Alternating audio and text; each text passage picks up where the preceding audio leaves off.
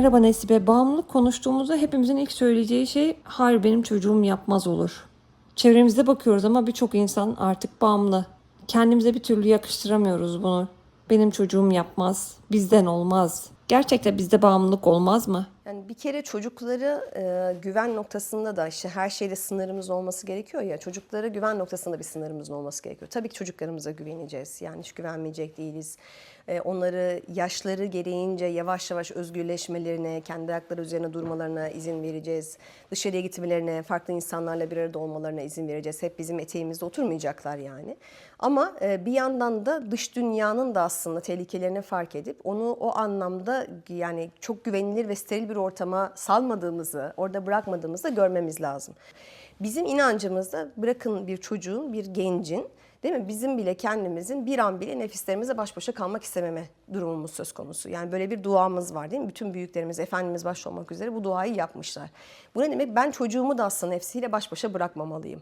Yani onu evet doğrularını yanlışlarını öğretmiş olabilirim. Kendim bunları belli dairelerde uygulayan bir insan olabilirim. Asla beni işte bir madde kullanırken, sigara içerken ya da başka bir şey yaparken görmemiş olabilir. Yani anne babasını o noktada temiz görebilir. Eyvallah buraya kadar çok güzel. Anne baba olarak vazifemizi yaptık ama burada bitti mi? Hayır bitmedi. Ben o çocuğu dışarıda da benim çocuğum zaten doğruyu yanlışı biliyor. Yapmaz dediğim andan itibaren onu aslında nefsiyle baş başa bırakıyorum. Çünkü çocuk yani genç dediğimiz daha doğrusu çocuk tabii ki değil ama genç dediğimiz yerdeki evlatlarımız araftalar. Yani henüz ne çok büyükler, hayatta biz yani çok fazla tecrübeleri yok. Henüz doğruyu yanlışı tabii ki bir çocuğa nazaran ayırt edebilme kabiliyetleri gelişiyor ama henüz o kıvam seviyesine ulaşmamış, kaldı ki biz yetişkinlerde doğruyu yanlışı ayırt edemediğimiz yerler var. Beyin gelişimini tamamlamamış daha, hatta değil mi, belli bir yaşa kadar bu devam ediyor.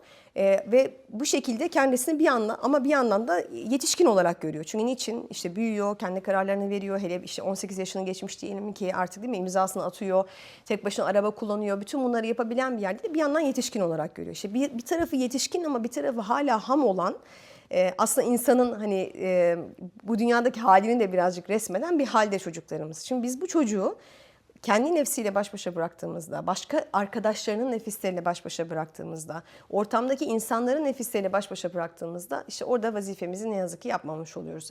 Ama tabii ki şunu çok rahatlıkla söyleyebilir ebeveynler, ben de olsam söylerim.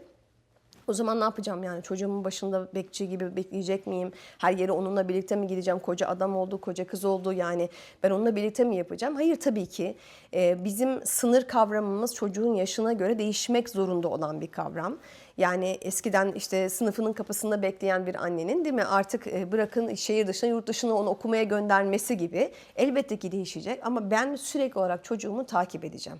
Bunu böyle arkasındaki bir dedektif takibinden bahsetmiyorum. Bağımı çocuğuma devam ettirmekten bahsediyorum. Yani onu o kadar iyi tanıyacağım ki fiziksel olarak değişimlerini fark edeceğim. Sesinin tonundan, telefonda kilometrelerce ötede olsa bile benimle konuşmasından bunu fark edeceğim. Arkadaşlarından bahsederken hani benden işte yeteri kadar bahsediyor mu, bazı konuları kaçamak mı konuşuyor, bunlardan bahsedeceğim. Sosyal bir çocuk, bir yandan asosyal olmuş, farklı şeyler olmuş. Bunları göreceğim. Nerede ne yapıyor? Tabii ki dakika dakika rapor şeklinde değil ama bileceğim.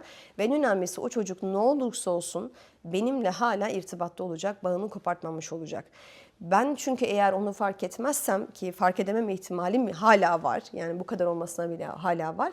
Ama en azından bu anlamda ben vazifemi bir ebeveyn olarak yapmış olacağım. Çünkü çocuklar nihayetinde, gençler, yani çocuklar derken evlatlarımız anlamında söylüyorum, yaş itibariyle değil. Evlatlarımız bir şekilde bu bağ eksikliğini, yani bağlanma ihtiyacını ne yazık ki bağımlılıkla giderebiliyorlar. Bizler büyükler de aynı şekilde. Bugün birçok insanda şunu fark ediyorum. Özellikle bağ eksikliği yaşayan, ya bunu kök ailesinden getirmiş olabilir, ya bir işte düzgün bir evlilik yaşamamış, bu anlamda bir sıkıntı yaşamış olabilir, ya da ideallerinden kopmuş olabilir. Yani daha önce hayatında geleceği noktasında bir gayesi, hedefi olan bir insandır. Manevi hedefleri vardır, maddi hedefleri vardır. Ama o manevi hedeflerinden, maddi hedefleri bir anda kendi önünden çekildiğinde kendisini böyle boşlukta süzülen bir halde görebiliyor. İşte o boşlukta süzülme, o bağ koptuğu anda ya da bağ eksikliği oluştuğu anda maalesef bağımlılık hazır olarak bekliyor, gelebiliyor. Çocuklara tabii ki bir disiplin sağlamamız gerekiyor. Yani çocuk sınırsızlığı istese bile, yani insan bu, insan da sınırsızlığı istiyor ama Allah sınır koyuyor. Niye? Çünkü biliyor o sınırsızlıkla yapamayacağını. Tam tersine Allah sınır koymasa insana bu zulüm olurdu. Yani çünkü benim o kadar çok isteğim var ki bu hayatta gerçekleştirmem gereken ve maalesef yani çok rahat kendime bir özgüven geliştirip ben yaparım, ben ederim diye dolaşabilirim çok rahatlıkla. Ve bu ne olurdu? Ben bu yolda maalesef mahvolurdum, hırpalanırdım. Ama o benim sınırlarımı benden iyi bildiği için değil mi? Bana bir sınır çiziyor. İşte biz ebeveynler de aynen haşa tabii ki aynı pozisyonda değiliz ama onun hani her zaman diyorum ya ben bütün videolarımızda bunu konuşmaya çalıştık. Aslında ebeveynlik prototipinde Allah'ın kulla ilişkisini terbiye biçiminde kopyalayabilsek şahane bir model oluşturmuş olacağız. Başkasına hiç ihtiyacımız yok. Yani bizim de çocuklarımızı aslında onları tanıyıp sınırlar çizmemiz gerekiyor. Bunu bağıra çağıra yapmak zorunda değilsin. Bunu işte ne bileyim gerçekten katı olarak yapmak zorunda değilsin. Ama hakikaten evet istemeyebilirsin, evet isteyebilirsin ama bunu bu şekilde yapacağız, şöyle yapacağız diye kurallar koymamız gerekiyor. Ama emin çok özür diliyorum bunu belli bir yaşta yapabiliriz.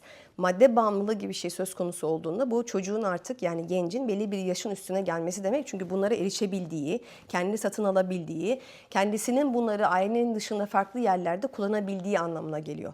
Burada artık o çocukla maalesef öyle bir ilişkin yok. Yani ne resmi olarak öyle bir ilişki kurabiliyorsun. Çünkü çocuk nihayetinde diyebiliyor ki ben kendi ayaklarım üzerine duruyorum, kendi paramı kazanıyorum ya da ben işte özgür bir bireyim, sen bana karışamazsın deyip değil mi? Bunları söyleme maalesef hakkına sahip mi? Sahip. Dolayısıyla senin o çocuğa gene gönül diliyle, gene sevgi bağıyla bakman lazım. Yani Firavun'un karşısına kavliyle yine gönderiyor Allah Hazreti Musa'yı. Biz evladımızın karşısına da o manada kavliyle yine gitmemiz gerekiyor. Çok zor bir şey. Tahammülü çok zor. Yani bizim buradan oturup konuşmamız çok kolay geliyor olabilir tabii ki. Ben de bunun farkındayım. Ama nihayetinde o çocuk kazanılması gereken bir insan. Nihayetinde o da hani tebliğ vazifesi olarak düşünün değil mi? O doğruları anlatmamız gereken bir insan ve onu da kaybetmemek adına ve ne olursa olsun evladımız. Yani bizim istediğimiz gibi olmuyor diye o bizim evlatlık kategorimizden ayrılmıyor. Dolayısıyla o evladı her halükarda sevgiyle kuşatarak bu tasvip etmek değil, onaylamak değil, sen ne yaparsan arkandayım demek asla değil.